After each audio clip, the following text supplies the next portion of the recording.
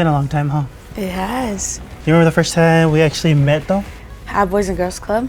I remember my mom had signed me up, didn't want to be there, ran into you and Vicky, and then our whole little group that we had.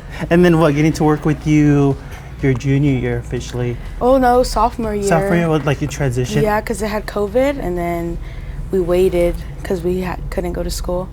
I know, I remember when I first saw you at Hug High School and just kind of working with you.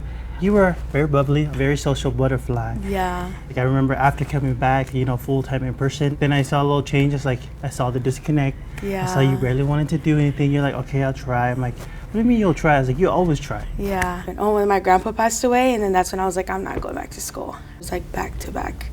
And I didn't get a break. And it was just like both of those things in one, and I was like, oh. Yeah. Like now I don't have a dad and now I don't have a grandpa. Like what am I supposed to do, you know? True. I like wouldn't talk about it, you know? And then when I got to the office, like I told you everything from start to finish. We started doing things and you were filling in that for me. I was like, okay, like I can breathe. I mean, and on top of that, if you think about it, it's like you were doing all your academics, but then you were working.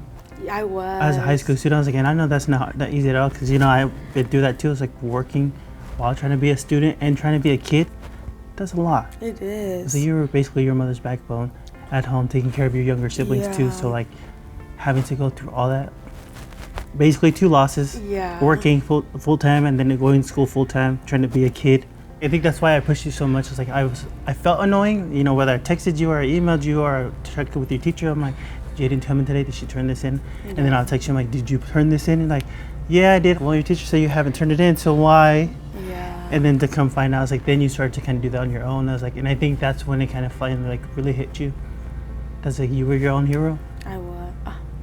Was I crying? And then like obviously like everything you've been through, like your story was like my story but reversed.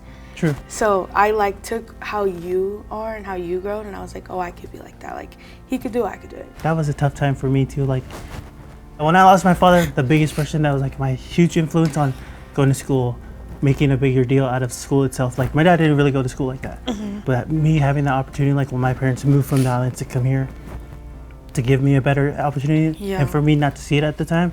Yeah. But then it hit me like once when I did lose him in high school, and I'm like, geez, I was like, same thing happened to you. Like I didn't want to go to school. My biggest support system just left me. But just knowing that if he was there, I already know he would take me by the ear, drag me to school, and make sure I went back at the same time. That's what I wanted to kind of do with you guys, because I needed that person, and I had that person at the school, which was one of my teachers, and she was the only person that did a home visit that brought me back. Despite what you were going through at home, despite the family issues, you know, with pops and whatnot, you were still strong. And that was the thing that I wanted you to see back in high school, was that you're capable of doing all this stuff, but at the same time, it's like you got to choose it for you. Like that's how proud I am of you. Finally got to see what I saw. Yeah.